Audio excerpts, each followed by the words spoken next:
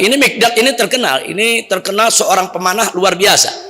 Dia kalau udah manah nggak ada anak panahnya yang meleset, nggak ada ya kawan.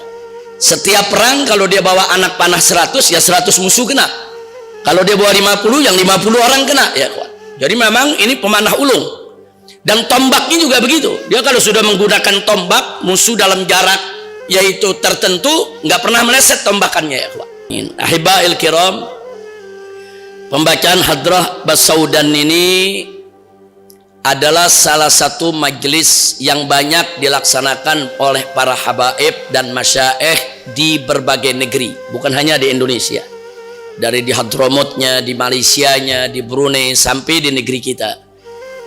Jadi Hadrah ini berisi zikir, doa, munajat. Jadi berbagai macam. Munajat itu artinya curhat. Jadi kalau bahasa Indonesianya curhat, bahasa Arabnya munajat. Maksudnya kita curhat kepada Allah. Kita lapor kepada Allah, rendahnya kita, banyaknya kita dosa, lumpur maksiat yang ada di diri kita, kita laporin semua.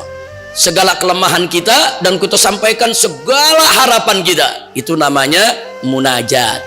Jadi munajat ini salah satu jenis doa. Biasanya kalau disebut munajat, isinya tuh banyak curhat kepada Allah Subhanahu wa ta'ala. Kita curhat, kita keluarin udah isi hati kita kepada Allah. Kita ngaku udah kepada Allah segala dosa kita, segala kekotoran kita, segala kesalahan kita. Dengan harapan apa? Dengan harapan Allah mengampuni kita, Allah memaafkan kita, Allah mensucikan kita. Amin ya rabbal alamin. Nah, sedikit kita perlu kenal siapa pengarang daripada Hadrah Basaudan ini atau penyusunnya.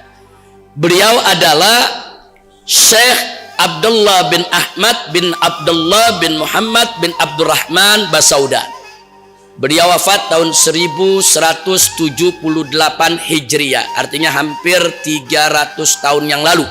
Sekarang kita sudah tahun 1444. Beliau meninggal dunia 1178.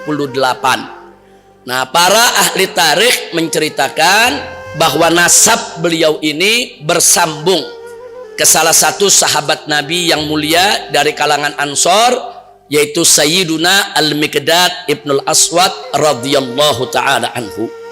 Jadi Al-Miqdad Ibn Aswad itu keturunannya turun-temurun tersebar di berbagai negeri. Salah satunya ada yang hijrah ke Hadramut. Inilah yang kita kenal dengan Syekh Basaudan. Siapa itu Al-Miqdad? Nah, Al-Miqdad ini pernah satu kali Nabi duduk bersama para sahabat. Kemudian Nabi bertanya kepada mereka, siapa yang bisa menerangkan cara perang terbaik? Nah, jadi cara jihad yang bagus bagaimana? Maka berdirilah Miqdad. Aku ya Rasulullah. Ya, kenapa Miqdad ini juga mau tahu kira-kira cocok gak Nabi dengan cara perang dia? Nah, maka dikatakan oleh Nabi, coba sebutkan bagaimana cara perangmu ya Miqdad. Miqdad mengatakan, kalau aku perang, aku bawa panah dengan busurnya, aku bawa tombak dan aku bawa pedang. Kalau musuh masih jauh terjangkau anak panah, aku lepaskan setiap anak panahku agar kena setiap musuh yang ada di hadapanku. Dan kalau musuh sudah semakin mendekat, terjangkau dengan tombak, baru aku gunakan tombakku. Dan kalau musuh sudah berhadap-hadapan, maka baru aku cabut pedangku. Nah, begitu dikatakan demikian, saudara, ini Miqdad ini terkenal seorang pemanah luar biasa. Dia kalau udah manah nggak ada anak panahnya yang meleset, nggak ada ya kawan. Setiap perang kalau dia bawa anak panah 100 ya 100 musuh kena. Kalau dia bawa 50 yang 50 orang kena ya kawan. Jadi memang ini pemanah ulung. Dan tombaknya juga begitu. Dia kalau sudah menggunakan tombak, musuh dalam jarak yaitu tertentu nggak pernah meleset tombakannya ya kawan. Dan kalau dia sudah bertarung dengan musuh berhadap-hadapan pedang, Miqdad nggak pernah kalah ya kawan. Nah, jadi memang ini fighter, ini seorang petempur di medan tempur. Lalu apa kata Nabi alaihi salatu wassalam? Beliau mengatakan, man yuridu an yuqatil falyuqatil. Jadi barang siapa di antara kalian yang ingin perang, maka peranglah dengan cara yang dicontohkan oleh Miqdad.